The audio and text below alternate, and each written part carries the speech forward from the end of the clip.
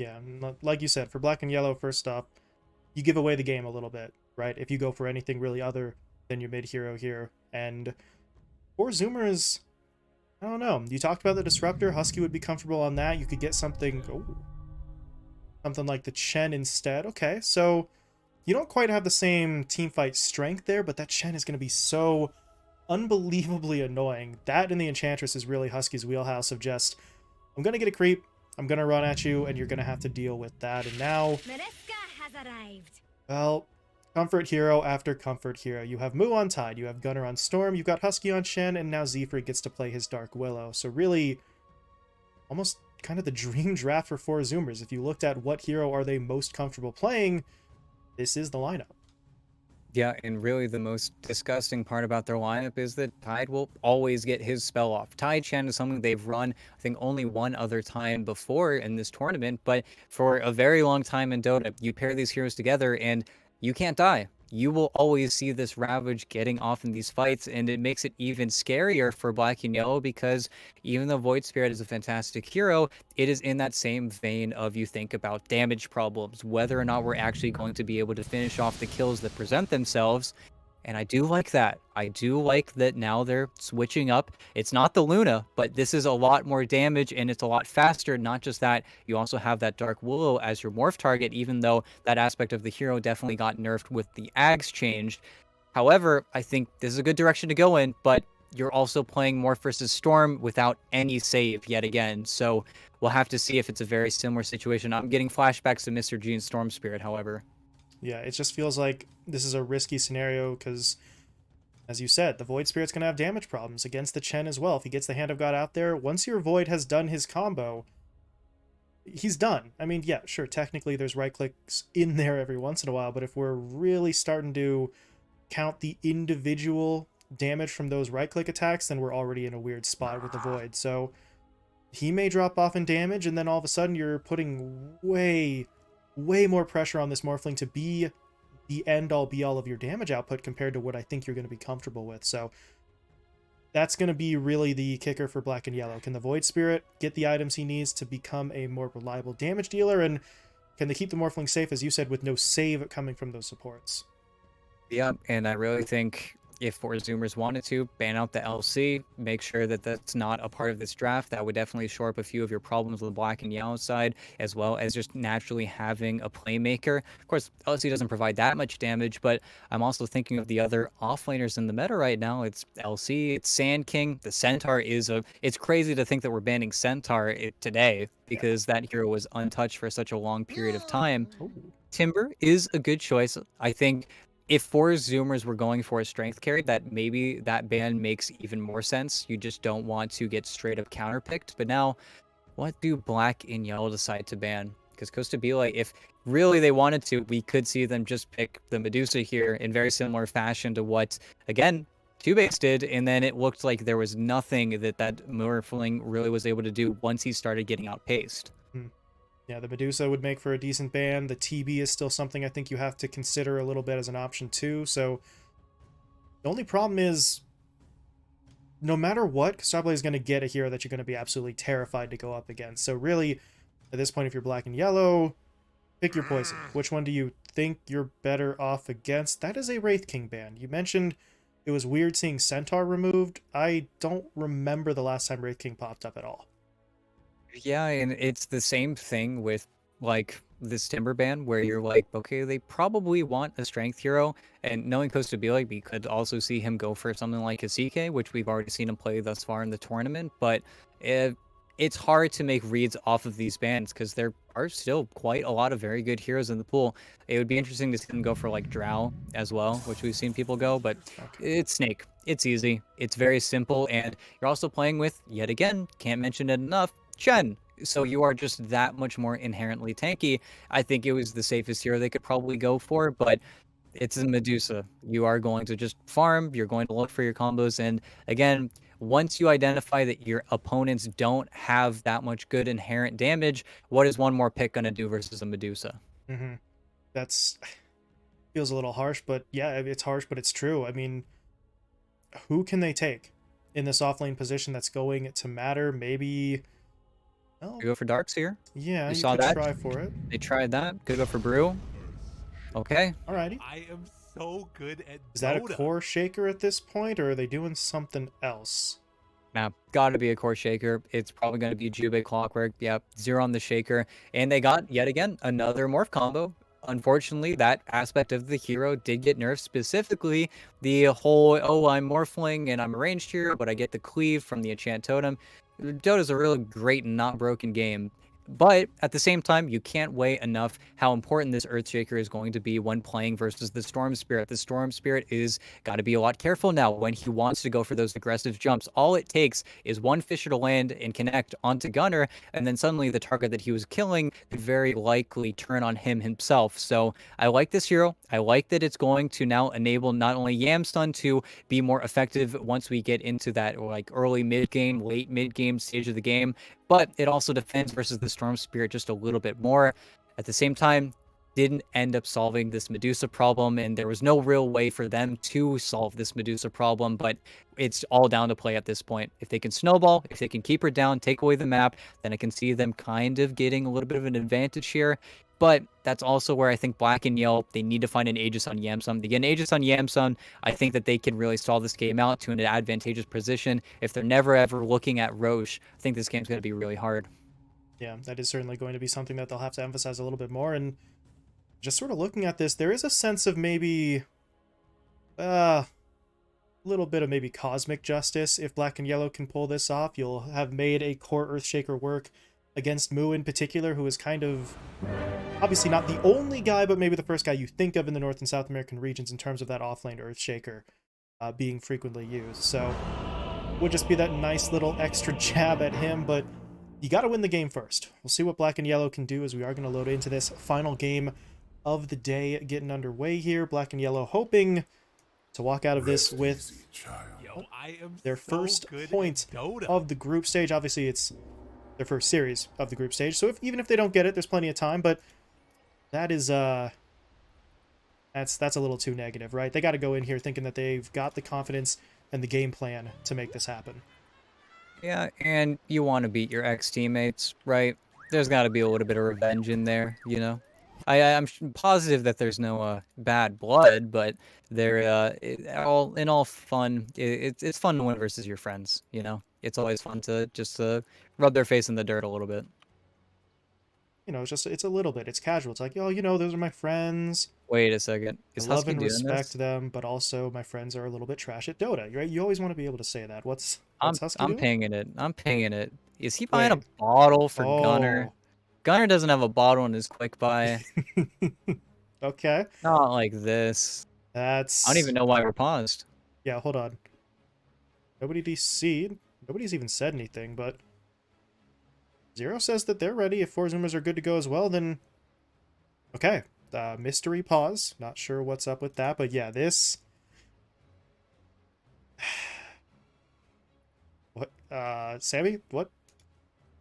Such a I don't know about that, but...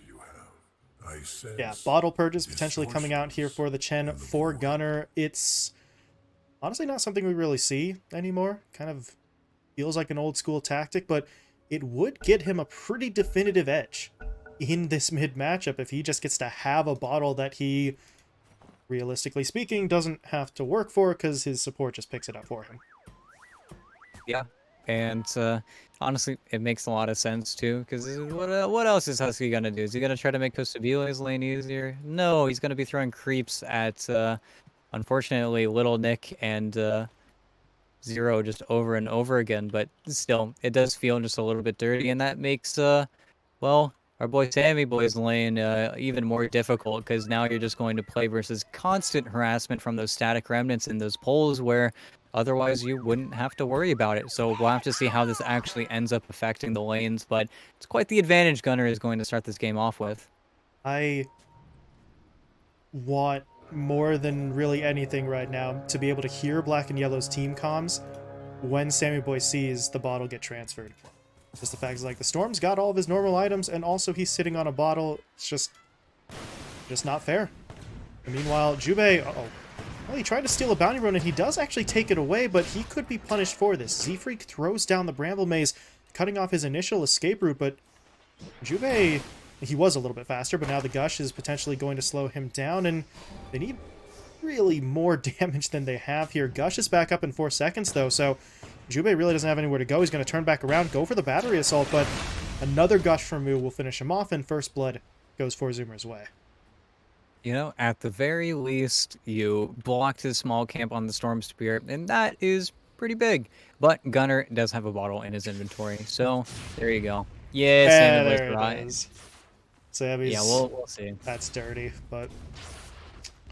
Well, I mean, it is what it is, right? Easy mid, I jeez. sense Alright. distortions Well, in the void.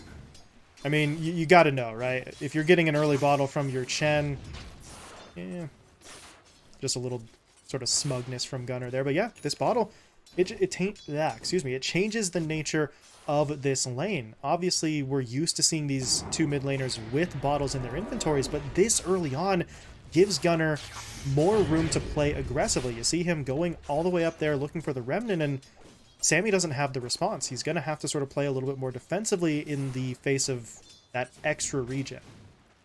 Yeah, the worst part about it too is it's not even a good Void lane. It is the Spirit you pick versus Void, and I think he will be able to secure, I was going to say, a lot of these ranged creeps, but you see how scared he is to use his spells, because he knows as soon as he uses that Resonant Pulse, he's no longer able to walk up to these waves, and now really we're at the brutal moment where Gunner has pull, and of course there's nothing else. He Yeah, might actually bottom. die here. They're just going to go straight in for it. Little Nick starts him off with the Shredder. Zero's able to push in. They get the cookie stun there as well, and Husky... Well, now we see these sort Was of... it worth it? Yeah. Was it worth it? I have nothing. You are on your own. Sorry about it, but... Yeah, I mean... To be honest, I probably feel like it's still worth it, especially with that play coming out. Yamsun picked off in the top lane as Zefree can Well- Mu get it, and they're going to potentially get a second one. That Curse Crown stuns him up. Mu... Actually, he has 0 mana here, so they're not going to be able to chase any further. Soul Ring was still about 8 seconds out on his cooldown, but they got the more important kill. They picked off the Morphling. Yeah, and unfortunately, there really isn't a really nice lane for Yamsum to come back to either. Mu didn't really nuke in the wave at all whenever he was casting his spells, and they don't have a large camp here. So Jubei has to make a pretty difficult decision. If they pull it back, they've got a pretty bad creep camp as well, so that's mildly unfortunate. But you see, the top lane is getting drawn, so Z-Freak has time to rotate over here, stacks the camps. We're going to see quite a few stacked camps this game. Especially for the Storm Spirit, or honestly, I say the Storm Spirit, you could still give that over to the Medusa here as well. So you have multiple candidates to take that extra farm. Is Jubei...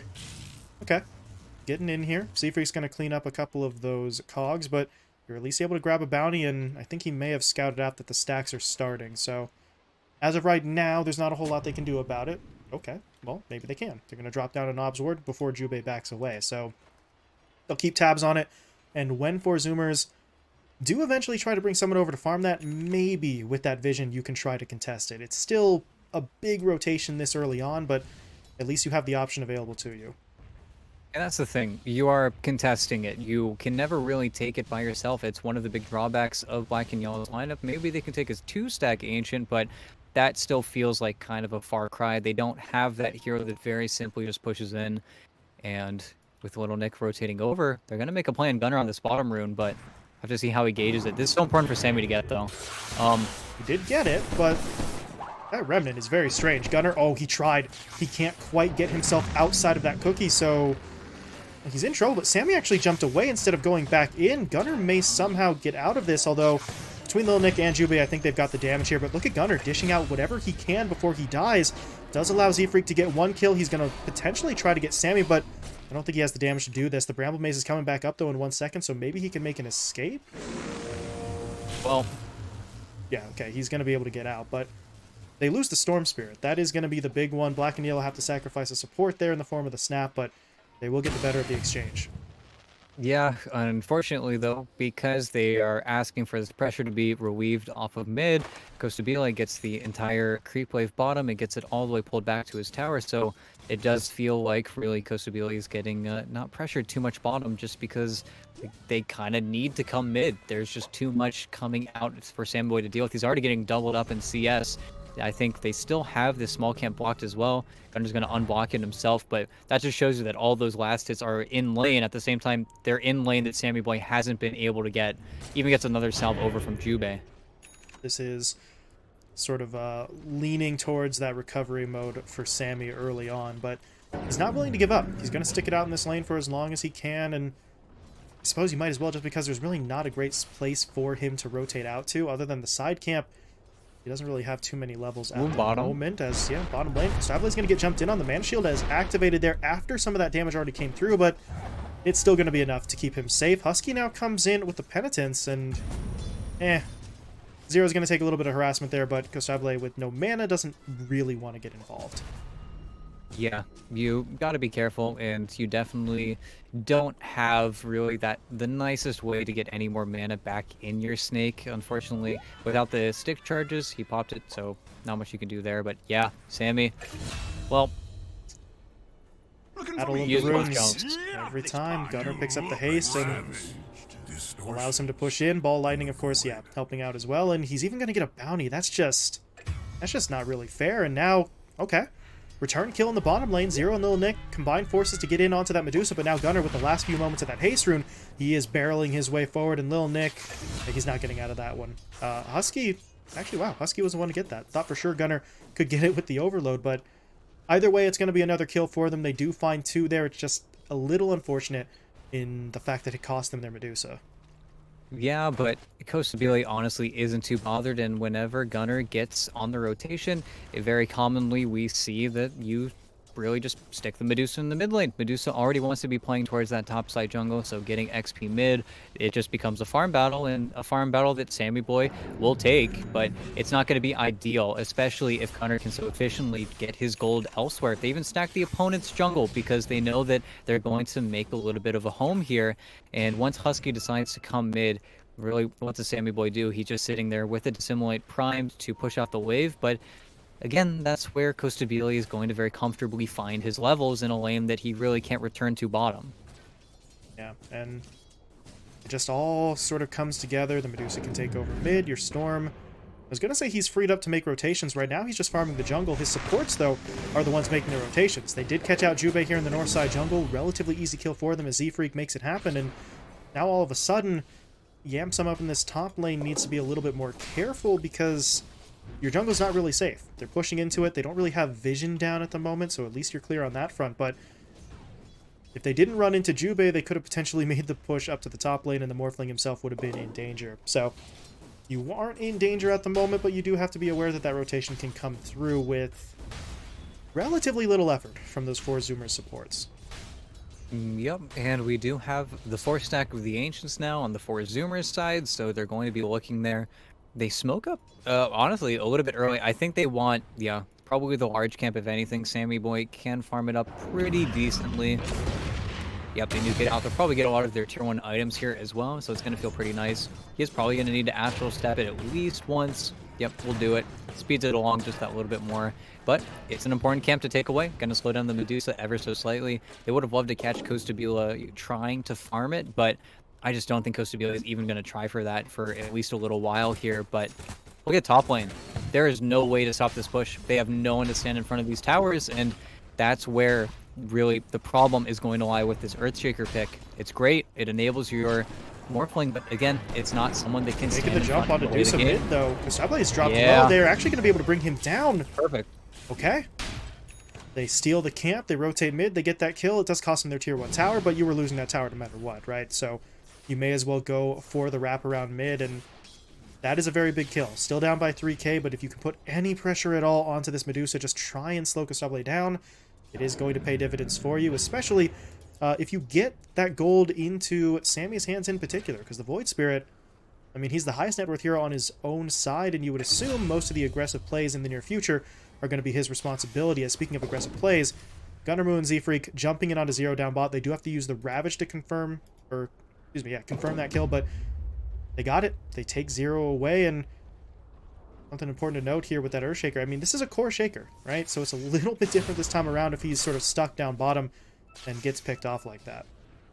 Yeah, and really, the next move that Husky makes is going to be the most interesting to see. Of course, he's bringing the Chen army over to the mid lane, And that's where, unfortunately, I think Moo is going to make his new home, where now he is going to start stepping on that Void Spirit's toes. You see him so confidently able to just drag the mid creep wave over to the small camp because he's got phase boots and a Hood of Defiance. He is realistically unkillable right now.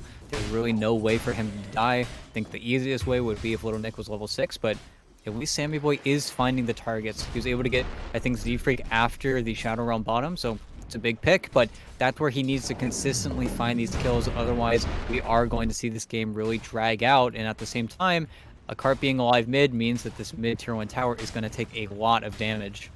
I don't really think this is endable by Black and Yellow. They did pop the glyph, that's going to slow it down, but they would need to get through the creep wave, they need to get through the Chen creeps, they need to take down the card, and they just can't. So they've got to let it go. Tier 1 taken, and now all of this north side jungle that Yamsun had previously been sort of claiming as his domain is not safe. You can see Gunner, he's moving in. Husky wants in as well. Meanwhile, there's a hook shot mid. Juve in onto Moo.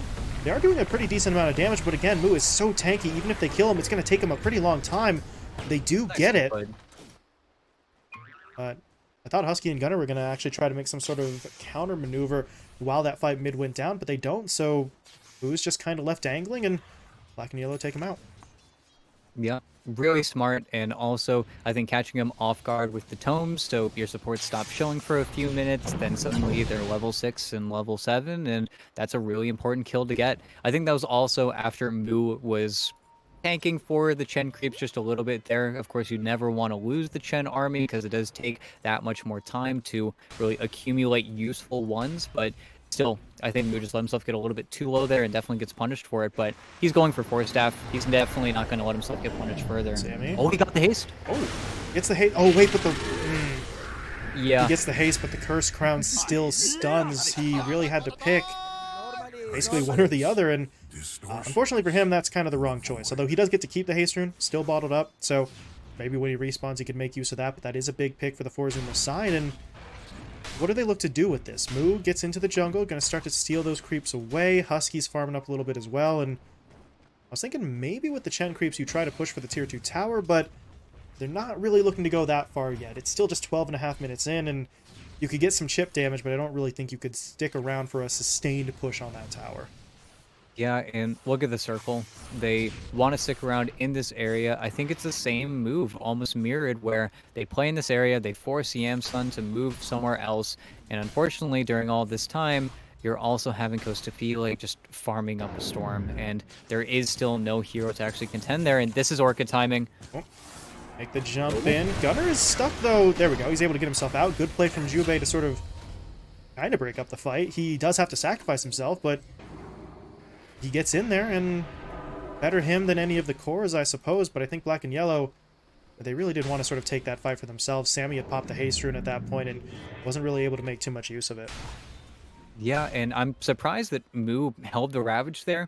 I think he was afraid of the hasted Void Spirit just walking out, so they were settling Oda there for the Jubei kill, but at the same time, they might just want to keep this tool, because as long as they have Ravage, there is zero ways for Black and Yellow to approach this high ground, and that's where Moo is just cutting this mid wave. If he keeps sitting here and cutting this mid wave, there's never going to be a play made onto this mid tier 1. I think that's where the frustration might be coming in from Sammy Boy here, where he is constantly the one forced to run down bottom and push in this creep wave, where Sammy, or rather Yamsun, is then put in this spot where he farms mid. So it's very difficult for them to play the map right now. I think denied the DD rune. Nice little play from Nick, but at the same time, we're still waiting. In Zero, he wants to do something. He wants to get a smoke possibly down here. He's got a Blink Dagger on the Shaker, but still struggling to find that engagement.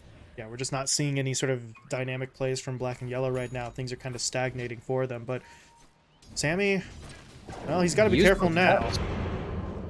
Does have reinforcements sort of coming, so this could be a counterbait kind of situation, but First Crown going to hit. No one other than Z-Freak, though, actually pulled their way over there. I think they spotted maybe... Actually, no, they didn't, because they're smoked up. So it's a little bit of a weird one. They don't all push forward for that attempt onto Sammy, and because of it, they have no opportunity for a kill. But now, Moo's going to run into Juve here, and I don't know if the Clockwork makes it out. He does have the hook. He could try to use it, but meanwhile, Zero actually went in onto the Storm Spirit. They're going to pop the ult. Jubei, he held the hook for exactly that moment. Jumps in for the follow-up stun, and Gunnar, well, I mean, he doesn't see it coming, and really, I'm not sure he had any means of seeing that play coming. That's a perfect execution from Black and Yellow off of a play that they didn't really plan for, but they take advantage of the opening. Yeah, and it's just they have daytime vision, they scout you across from the other high ground, and Zero finally was able to use that Echo Slam. That is a huge kill for them, and really, I think they're doing a good job of trying to stay in this one. I think with the Boots of Travel and Sammy Boy, he's definitely taking a little bit more farm away from the M-Sun, but you're still finding farm, which is incredibly important, and as long as you can keep your head above water and not really fall prey to the Storm Spirit all too much, you should be at least a little bit happy with yourselves on the Black and Yellow side. There is still this looming threat of Costabile coming out of the jungle with 3 items, and then you just kind of automatically lose the game, but for Zoomers, they're being very patient, and they're not throwing away anything, which is very stable, but they're also not making very many risks. And I think when they're forced to be too reactive, they definitely do let themselves get caught off guard a little bit, especially with Z-Freak getting caught bottom and then Gunnar getting caught mid. And maybe this maneuver is a bit of a move to fix this exact problem I'm going to say, but I'm kind of surprised. For Zoomers, they took those tier 1 towers so quickly. I thought they were going to establish a little bit more of a presence in the north side jungle, and to this point, it hasn't quite been what I might have been expecting, but they do push in there now. They'll drop down a ward or two, and now they'll look to push for Roshan. So this is the type of control that they exactly wanted, because Black and Yellow, they're not even on the same side of the map. They scan it out. They'll throw the flare in, but, well, can they actually get over here in time? Rosh is dropping pretty quickly, so they would have to kind of make their move now, and don't really see too much urgency out of them.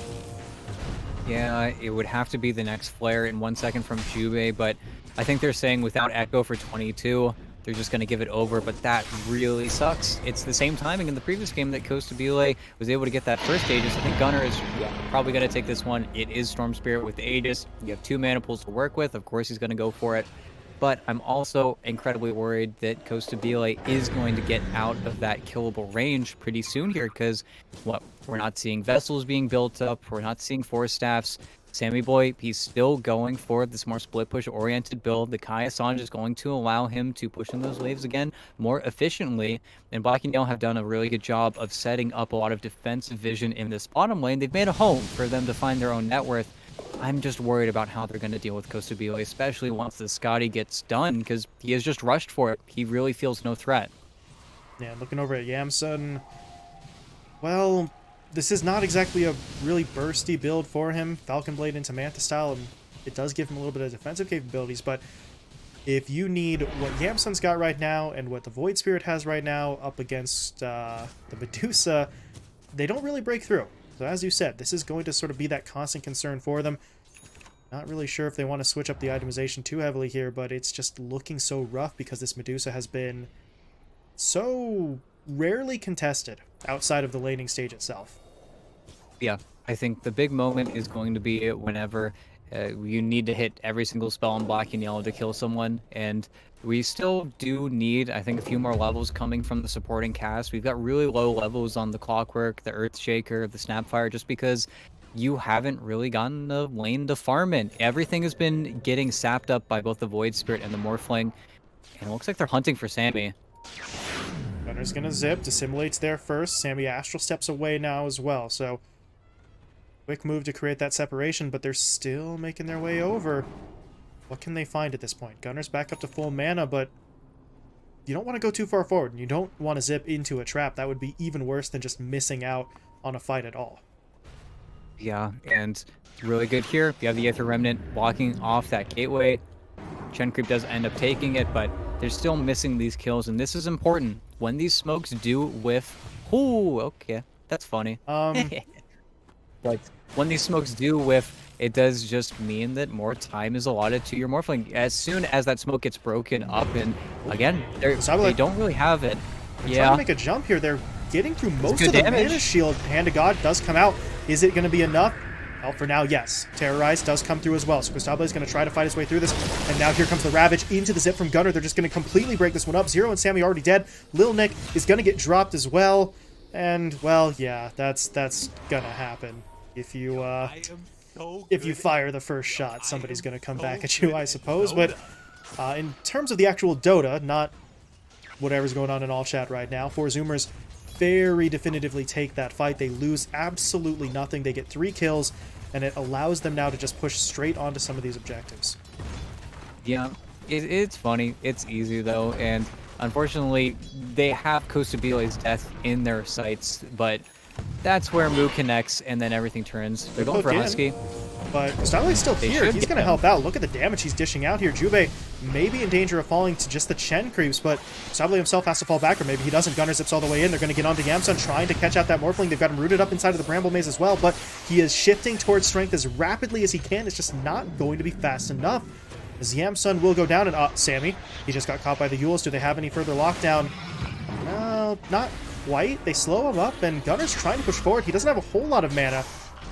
And the Cookie still pushing him away. That's going to set up for the Dissimulate, though, and Sammy finally makes it back home. But that was a tight one. They weren't entirely sure they were going to be able to save him. And again, while that was happening, the Tier 1 was taken, and the Tier 2 took a fair bit of damage as well. And it actually is still taking damage as you see the Medusa and the Tide pushing forward. Yeah, and it's just the Chen very easily able to sync up with the rest of his team. It feels like he can really be everywhere that they need, and that's where for a good while there, Black and Yellow were doing a very nice job of splitting the map and ensuring that for Zoomers, who are moving as this very slow 5-man unit who is really, I think, beholden to the creeps that Husky are sending out, it was easy for them to split the map. But unfortunately, every single time a play like that kind of goes awry, they were sitting at a 4K net worth lead on 4Zoomers for a very long time and then keeping held at it for so long. But those small plays eventually add up, and now we're probably going to see it hovering around that 9K for the next ages. Gunner is going to lose it in a second here, but now that he has this Bloodstone, the plays are just going to get larger and larger in scope, and that's where we're still waiting for a few defensive capabilities, I think. I like that Yamsun is not getting baited into immediately going for the BKB, though. He knows that this Medusa is very killable as of right now, so once he has this Ethereal Blade, he can definitely look for those plays that do get fostered by this split push play that is coming in from Black and Yellow, but we still got to see it happen. And yeah, that's the point. If you do kill off the Medusa in that scenario, then the subsequent fight looks different as well. So they're not necessarily panicking, and yeah, Yamsun knows, I just need a little bit more damage. The Medusa falls, and then everything can potentially look a little bit different. So, as you said, it's kind of interesting to see him sort of maintain, maybe not discipline is the right word, but that sort of persistence, knowing I don't just need to panic purchase a BKB, and we'll see if that decision pays off for him, because he is pretty close to getting that E-Blade online, but while he farms it, they have problems elsewhere on the map. Tier 2 tower was taken top, and they are pushing their way onto that Tier 3. Yeah, and unfortunately there really is no good solution, because again, you need to find the initiation. If you don't, then you can't really do much. They use that glyph bottom as well, so this is a guaranteed push. They love to kill Moo first, but Moo is not killable. He dissimulated into the Bramble Maze. That's an awkward one. Sammy's got to go. Look at Gunner.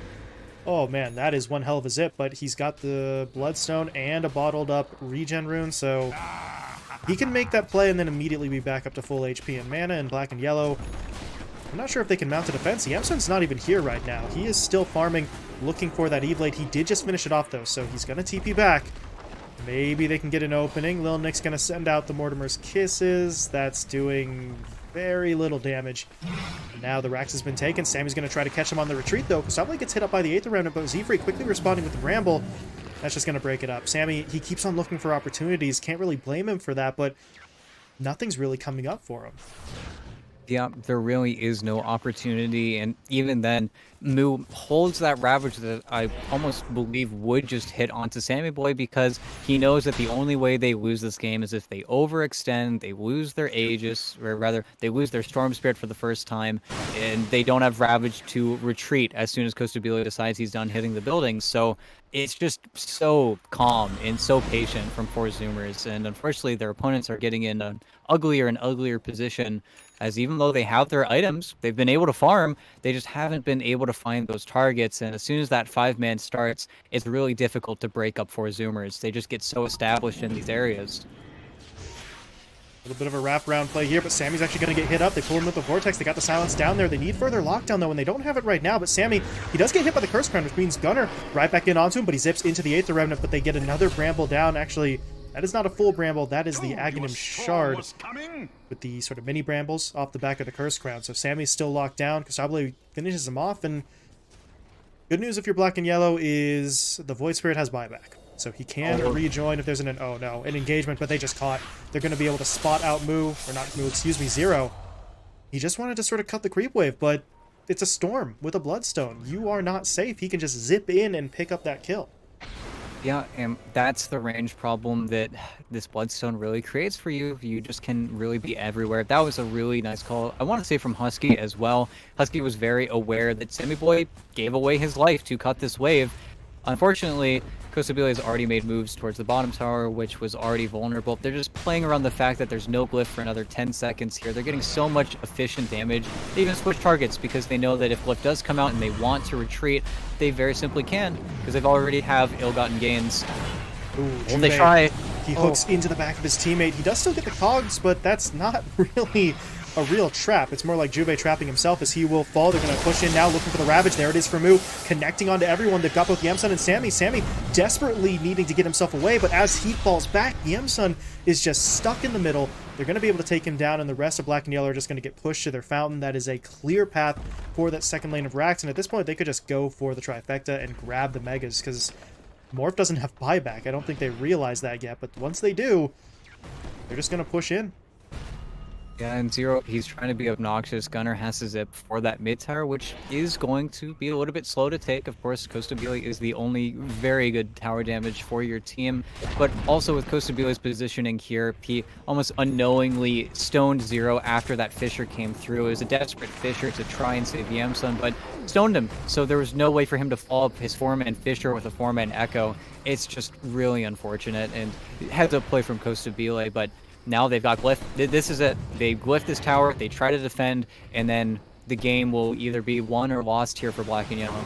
They still need to wait out that 10-second span for the Morph lane because he's not back in yet. So they want to try and buy as much time as possible. Sammy just pushing to get silenced up immediately. Curse Crown's going to stun him up as well, and he's actually just straight up dead before the Morph can even join, but that's what the buyback is for. Sammy back into the fight. Lil Nick dropping low. He's going to buy back as well. They're trying to get onto the Storm Spirit, blowing him up with the E-Blade.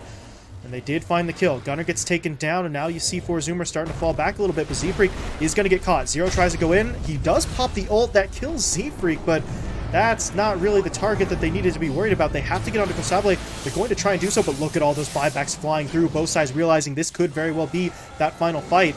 As Medusa pops the ult, Jube really didn't have anywhere to go. Now Gunner zipping all the way forward, not onto a particular target, but he's right back onto the front line.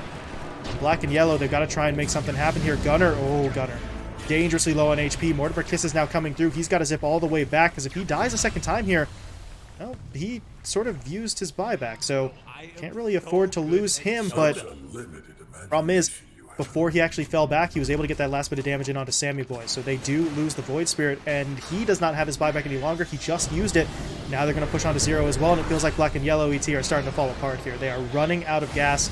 The Yamsun's desperately trying to get in there. He finds one kill, but he's losing his reinforcements. Yeah, and I think we're probably going to see the GG pretty soon here. It's very unfortunate if Gunner dies there. I think Yamsun was still a little bit busy resetting himself, putting all of that agi back into himself, and unfortunately just didn't feel like he had enough damage to combo on Zero's Fissure. Just slightly mistimed, and yeah. They just call it. Once the Megas get picked up, there's really not much left for them to do. Their buybacks are all gone outside of the Morphs, so GG gets called, and Four Zoomers able to get themselves a 2-0 sweep here against another North American squad, and Well, across those two games, honestly, they looked pretty good.